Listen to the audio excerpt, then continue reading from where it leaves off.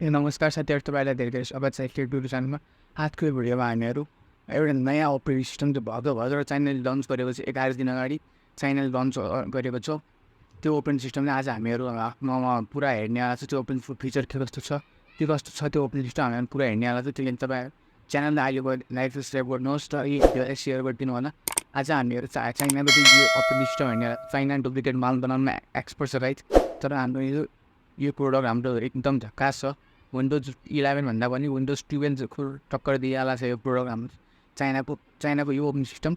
उसले 20 साल लगाएर बनाएको ओपन सिस्टम हो। तर आज यो एकदम सबभन्दा बेस्ट ओपन सिस्टम भनेर चिनिन सक्छ गाइस।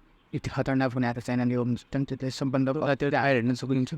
म योलाई स्टार्ट गर्दैछु। कति टाइम लिन्छ यो स्टार्ट हुन त्यो तपाईँहरूलाई देखाइदिन्छु। मेरो यो हार्ड डिस्कमा इन्स्टल छ। मैले एसएसडीमा विन्डोजलाई इन्स्टल गरेर राखेको छु। त्यसले अहिले म एसएसडीमा इन्स्टल गर्न सक्दैन विन्डोजलाई। यसलाई यो ओपरेटिङ सिस्टमलाई म अहिले यसै हार्ड डिस्कमै देखाउँछु। हार्ड डिस्कमा पनि यो ओपरेटिङ सिस्टम एकदम मस्त परफर्म गर्छ। अब म खोल्छु ओपन काइलिन ओपरेटिङ सिस्टम नाम रहेको छ। हेर्न सक्नुहुन्छ। यो स्टार्टिङ एनिमेसनै दामी छ। स्टार्टिङ एनिमेसनै खतरनाक बनाएको छ यसको।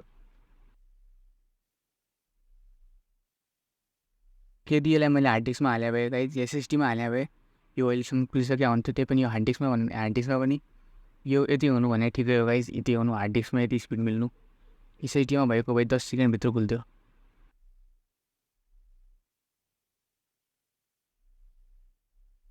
हेर्न सक्नुहुन्छ यो बुट हुँदैछ। ल यो बुट भइसकेको छ, हेर्न सक्नुहुन्छ।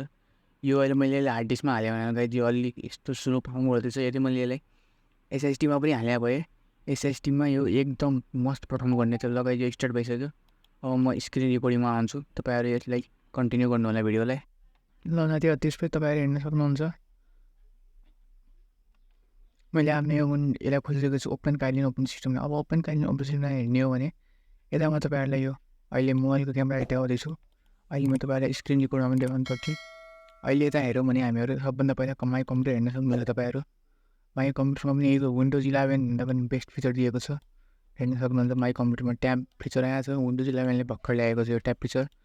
अनि पछि यता हाम्रो हेर्ने हो भने यता एप्सहरूको लिस्ट देखाइएको छ। एप्सहरूको लिस्ट अनि यो एनिमेसनलाई हेर्ने हो भने एनिमेसन यहाँको दामी छ गाइस। यता हेर वाइफाईमा एनिमेसनहरू एनिमेसनमा यसले राम्रो वर्क गरेको छ।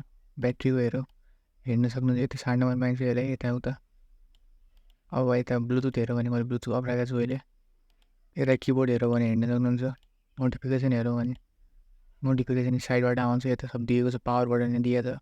पावर सेभिङ मोड, मल्टी स्क्रिन शट सब यहाँ मोड दिएको छ। सेटिङ यहाँ दिएको छ हामीले।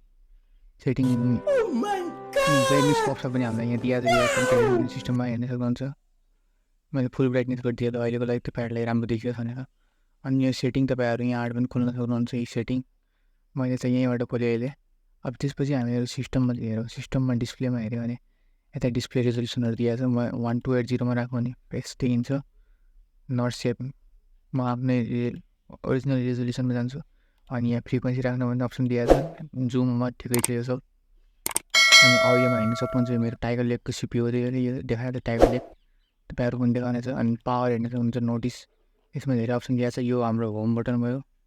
यसपछि यता इन्भेस्टिगेसन यो हामीलाई चाहिएन। अटो बुट भन्नाले हाम्रो विन्डोजमा स्टार्टअप हुन्थ्यो, यहाँ अटो बुट छ। त्यसपछि यता ब्लुटुथ माउस टच प्याड यिनीहरूको बारे अप्सन दिएको छ। अनि हामीलाई यता अपडेटको अप्सन दिएको छ। अपडेट गर्न सक्छु। यता हामीहरू अहिले वाइफाई छैन मेरो। त्यसपछि यता तपाईँहरू हेर्न सक्नुहुन्छ। काइलिन सिस्टम मोनिटर पनि दिएको छ। यता सिस्टम रिसोर्सेस युज कति भइरहेको छ। मेरो सिपियु 80% युज छ। हेर्नुहोस् सिपियु यसरी युज भइरहेको छ। अनि ऱ्याम युज अनि स्वाइप एरिया पनि छ। यो ऱ्याम मेरो 12 GB छ। अनि नेटवर्क अहिले 0 छ किनकि मैले नेटवर्क युज गरेको थिएन। हेर्न सक्नुहुन्छ। अब यसको तपाईँहरूलाई फुल डिटेल फुल चाहियो भने तपाईँहरू चलो कमेन्ट गर्नु होला। म यसलाई कसरी इन्स्टल गर्ने त्यो भिडियो पनि ल्याउने छु। तपाईँहरूले टेस्ट गर्न सक्नुहुन्छ। तर कमेन्ट गर्नु होला। म 2-3 दिनभित्र यसको इन्स्टलेसन भिडियो पनि ल्याउने छु। गाइस यसमा सब धेरैभन्दा धेरै फिचर दिएको छ। WP राइटर दिएको छ। WPS 19 दिएको छ। WPS 2019 यसमा हामीहरू एडिट गर्न सक्छौँ वर्ड फाइलहरू।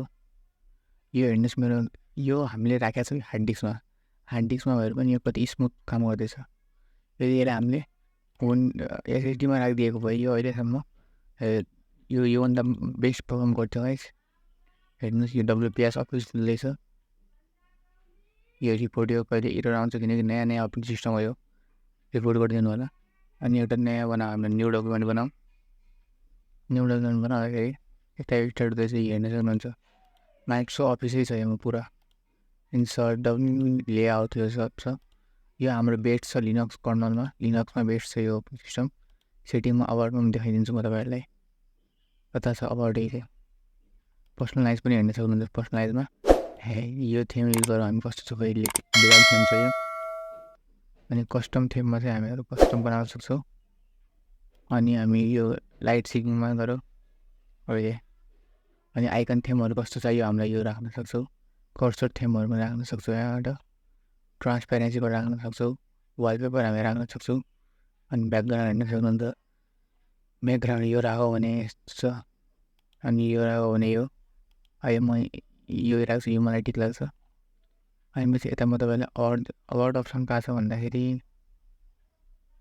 यता सर्च पनि गर्न सक्नुहुन्छ अबाउट भनेर। एबी अबाउट भनेर यो आइसक्यो। एबी